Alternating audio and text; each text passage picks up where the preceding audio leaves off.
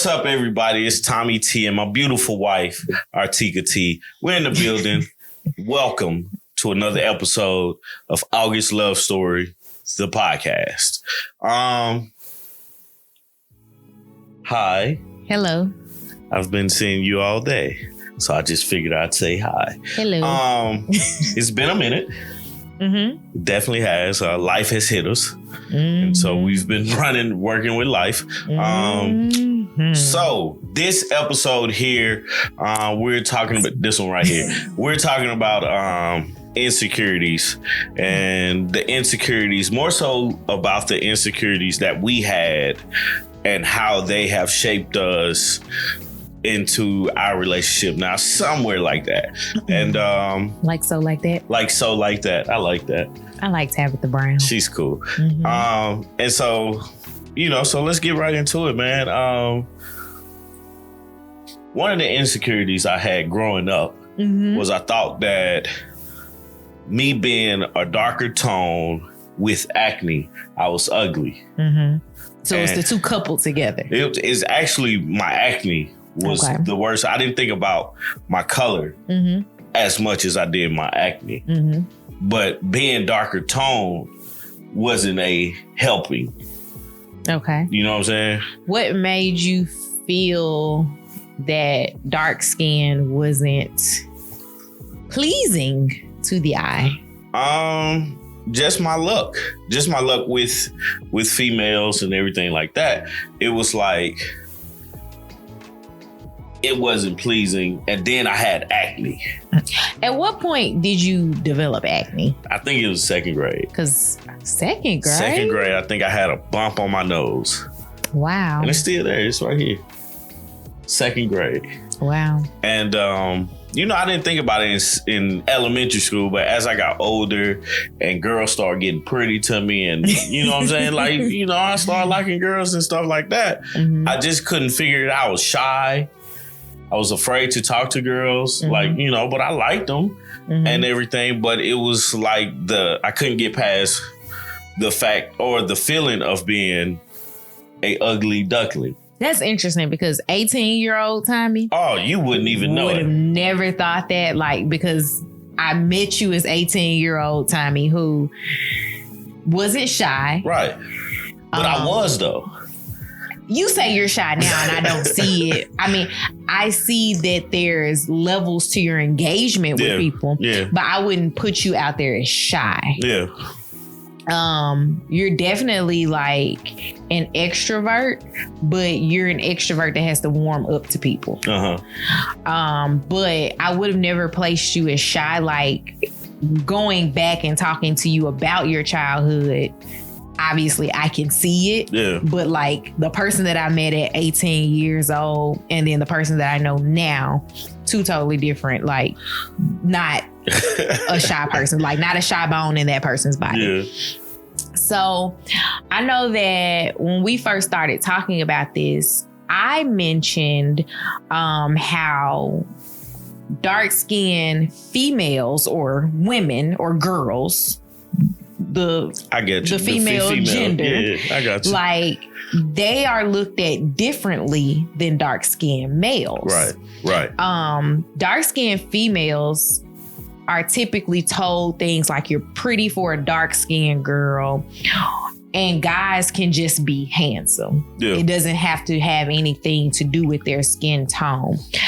Because you mentioned your skin tone in with your acne, I can see acne being a factor in everything, but was there anything that you felt like was said, not even just to you, but maybe around you about dark skin? Yeah, no, I don't feel like it was anything said. I know my sister had an issue with it. Mm-hmm. And she's darker than I am, but it was more so of I'm not light skinned. I don't have clear skin. Mm-hmm. I had braces. And I wore glasses, real thick glasses, where I still wear thick glasses. You still wear very thick glasses. But I felt like it was so many things fighting against me that to the naked eye, I'm not what beauty is. Okay. I'm not thinking about my dark skin is beautiful like I do now. Like, I think I'm fine. Okay. And you got lucky with me. Okay. You know what I'm saying? But on the flip side of it though, it's like then I didn't think that way. Because I had so many things going against me. And then I wasn't getting any play with a female. Like, females wasn't coming up to me, oh, you so cute. My mama and my grandma was like, you're so handsome. Your grandmama still tells you that you're handsome. Cause it's the truth. I mean, I'm not saying it's not. She ain't never lied to me. But she always is like, he's just so handsome. Right. Every time we sit down and talk about you. Right. But you know, I just wasn't getting any play from the females that I liked. Okay. You know what I'm saying? And so that went into the mindset of, hey, maybe I'm not attractive. Right. Okay. I could see that. And so as I got older, my face cleared up, my confidence grew, and my cares got less. Like, I stopped caring if somebody thought I was handsome. I stopped caring what people thought about me and started caring about what I thought about me. You know what I'm saying? I started to say, let me take care of myself a little bit better so I feel better about myself. Okay. You know what I'm saying? So that was one of the biggest insecurities that I had. And it has shaped my relationship now, or shaped me as a person now, because like you said, when you met me at 18, it was a completely different person from that. Yeah. You know what I'm saying? So because I had went through those times of quote unquote not feeling pretty. I didn't feel pretty.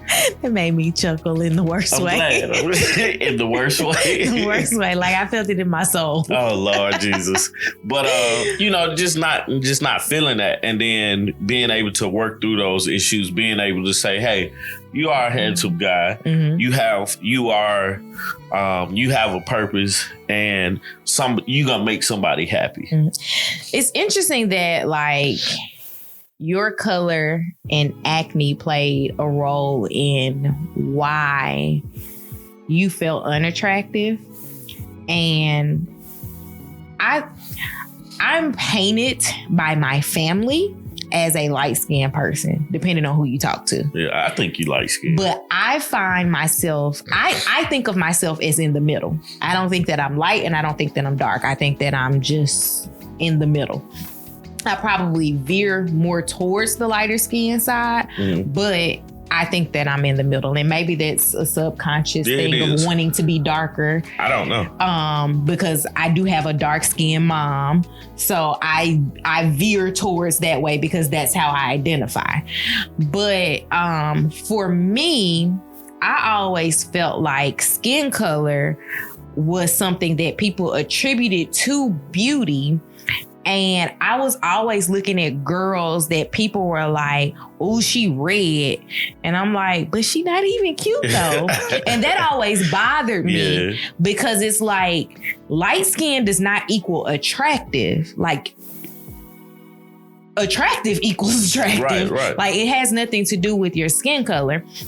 And I guess because I wasn't, quote unquote, light skinned, like I wasn't a high yellow girl or really red girl. Yeah. I never thought of I didn't place myself into that. Yeah. And I wasn't placed into it by people that were around me because I wasn't the lightest of light, but I wasn't the darkest of dark. I was just run of the mill in the middle. Yeah. I remember a guy that we went to college with, he described me as the kind of person that could he said if we was playing light skin versus dark skin in football, kickball, I could be picked for either team.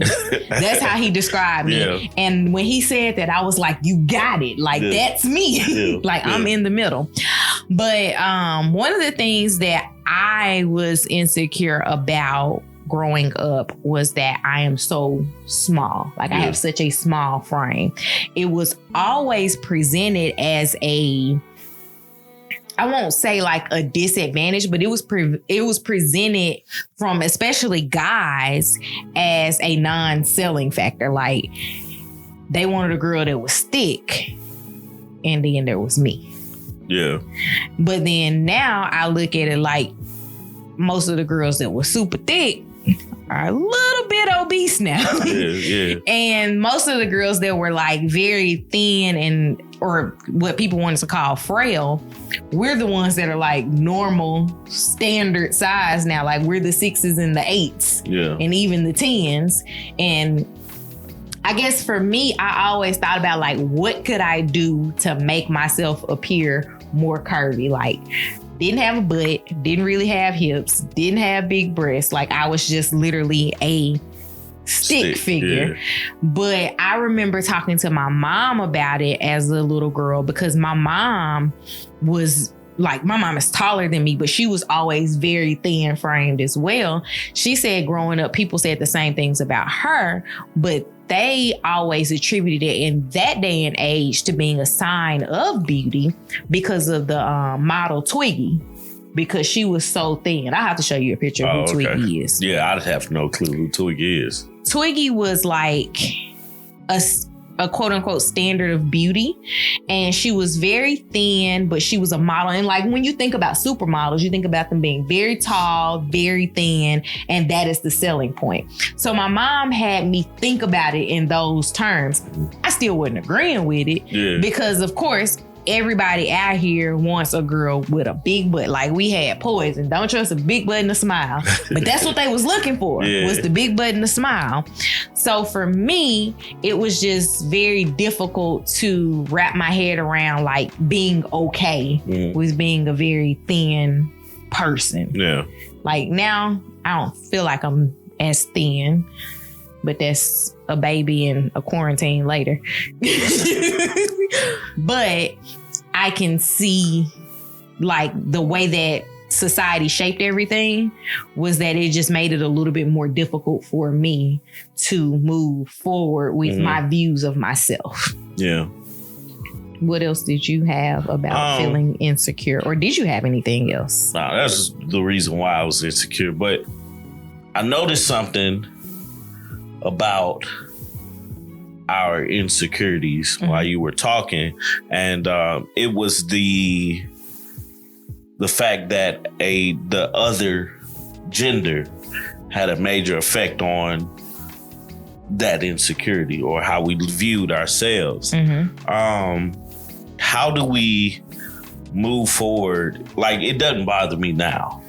You know what I'm saying? Because I worked through all those issues. But with Lily, how do we go forward and give her the confidence needed to make sure that she's beautiful, that she knows she's beautiful, that she knows her worth, and that she knows that it's important for her to cherish her worth? I guess you start off by making sure that you make all those things known. But again, no matter how much you say it as the parent, we always view our parents as they're always going to be there. Our parents will never tell us we're unattractive. Right. They're always going to be like, you're the most beautiful girl or you're the most beautiful boy I've ever seen in my life, because literally never saw a baby cuter than Lily come out of me, because there was never another baby that came out of me. I feel you. But in that same vein, you have to make sure that they understand that their worth is not tied to another person. Number one. And then likely number two, like make sure that you don't allow people into her space as much as you can control it. Yeah. That would make her feel differently than how you are portraying her. Like, one of the things that I don't allow people to do is talk about, like, use the word nappy as it refers to hair. Like, I've been that way for about, at minimum, 7 years strong about it. So, like, nobody can say that word in a negative or derogatory way and use it against my child's hair, or my hair for that matter, because I don't like it and I'm not going to deal with it. Like, conversation can be shut down immediately. Yeah. I also do not at all like people saying that you're pretty for a dark-skinned person, girl or guy. Like, I'm pretty, period. Yeah. End of sentence. My daughter is beautiful, period. End of sentence. Yeah. There's nothing to do with her skin color. Like, she is a beautiful person inside and out. And I think that we have to, as parents, present that. Yeah. Of course, that's not going to stop the little kids at school whose mamas and daddies say whatever they want to them. But at least I'm laying the foundation at home to stop that so that we don't have to deal with it.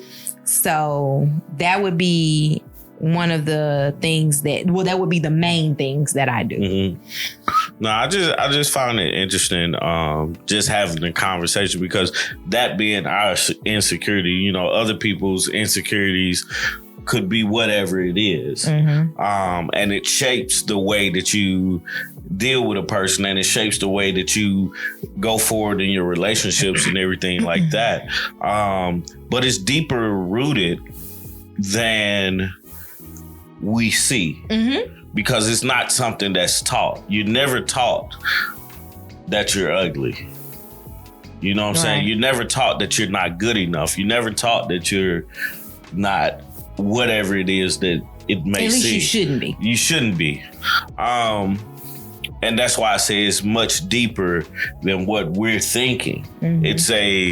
I think it's more so of a cultural thing.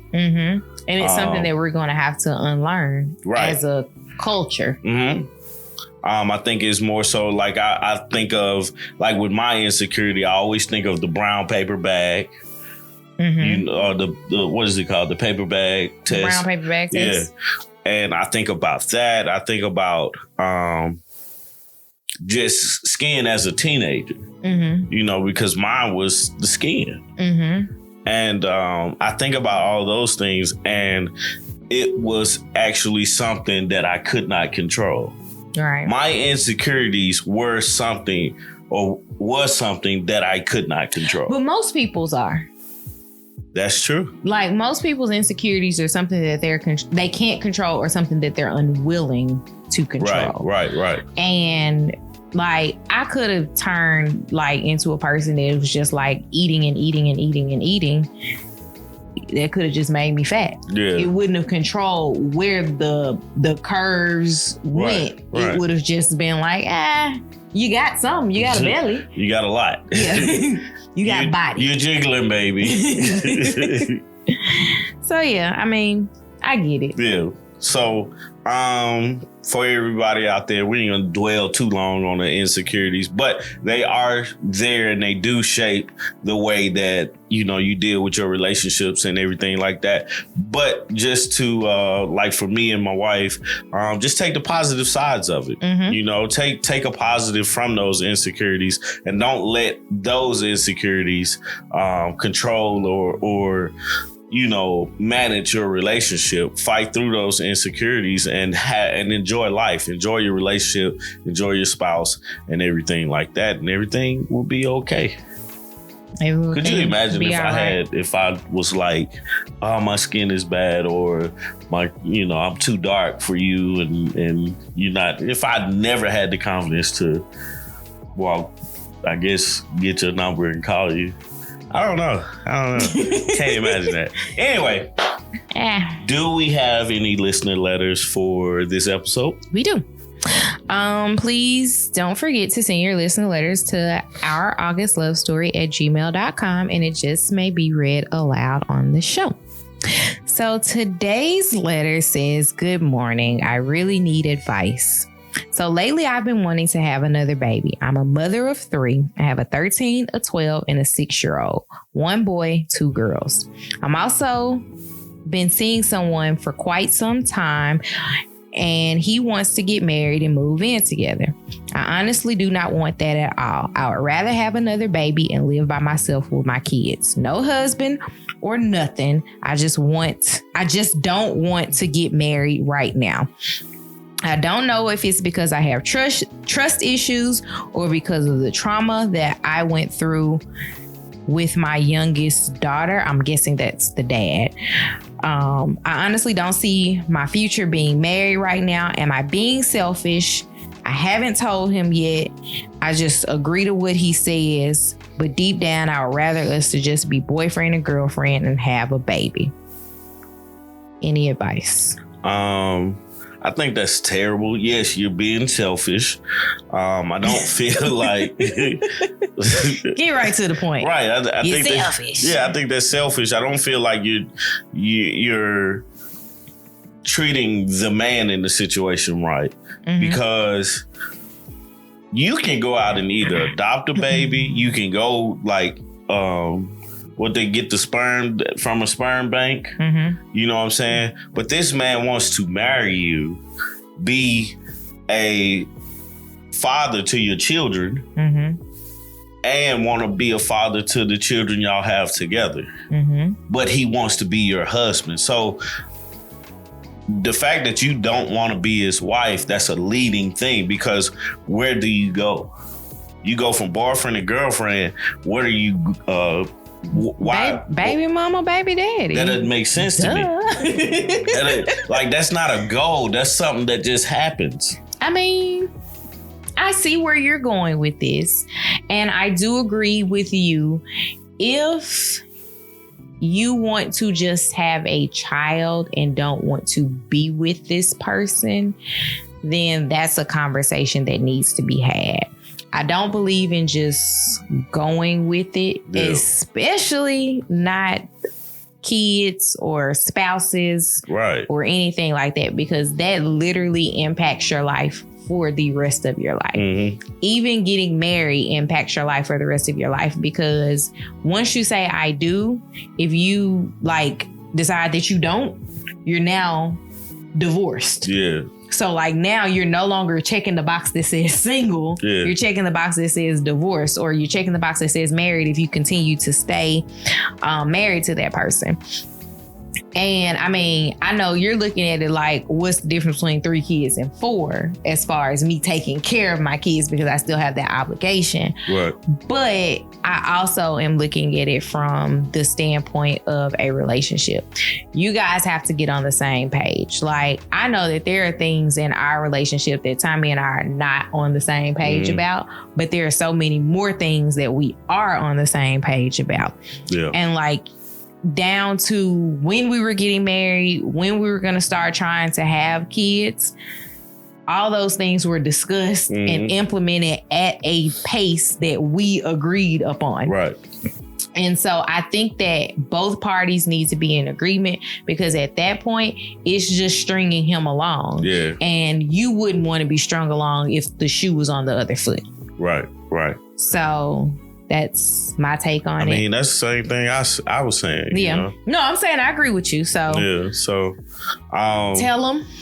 Right. Just be 100. That's the best you can do. And if he decides that he wants to move forward with having a baby, or move forward not in a relationship with you, you still have to accept whatever his move forward is, because at some point he's going to move forward with or without you. Right. So, you know, it's all about being honest and truthful, because if a baby comes along between you two and your intentions is not to get married, but his is, you got a conflict there. And that's a forever conflict. And so you run the chances of, well, she did this to me, and hatred builds.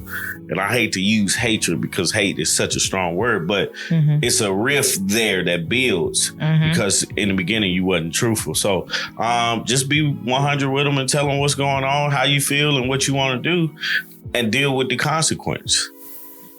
So that's life. That is life. What's our quote for the episode? So I dug into my little bag of I see you going in the bag. One of my favorite people that I was so excited to see live. And I found a song of his a song that he's featured on that I hadn't thought about in a while when I was on my little scavenger hunt. Yeah. So I chose Atlanta's own Andre 3000 3 stacks on the Deuces remix. So he says, the farewell email from a female, but I'm a player, ain't gonna tell you all the details. What it entails is hard to say, like selling seashells by the seashore. But she's not a bore. but neither a whore who needs to know more. No one. No one at all. That was a really great concert. It was. I just have to go on record of saying that. Awesome. Like, Andre 3000 still makes my heart smile. Man. And if he decided that he would just do more dates with Big Boy, my soul would be full. Yeah. So, well, guys, I want to thank you guys for spending some time with us today on the August Love Story podcast. You got to know us a little bit more as far as like insecurities that we had, like growing up with and, got over. So, and how it affected us and, how we deal with our relationship now. So, tell us about yours. Yeah, I was going to say, just let us know how some of your insecurities and how you guys got over them. Please don't forget to like this video. If you're listening through the podcast, please leave a review wherever you listen to podcasts. If you're watching on YouTube, comment down below in the comment section. We love to hear from you guys. Like this video, subscribe to our channel. And I think that's about it. Oh, follow us on social media. My name is Artieka across all social media platforms. Yeah. And he's got an extra long name. I am Tommy T the Third on Instagram, and it's Tommy T on Facebook. August Love Story on Facebook and August Love Story on Instagram. Yep. And check out our Married at First Sight reviews, which come out every Thursday-ish. Yeah, Thursday-ish. Usually Thursday, but sometimes the computer be tripping, so it's like Friday. Yeah, close to it. Also, 3Amp Media has a YouTube page. Go follow the YouTube page for 3Amp Media Studios, right? Yes. 3Amp Media Studios, and you can follow us on social media at 3Amp Media. And so that's all you got. Yeah. That's all I have. Peace out, guys. Thank you for listening again. Bye, y'all.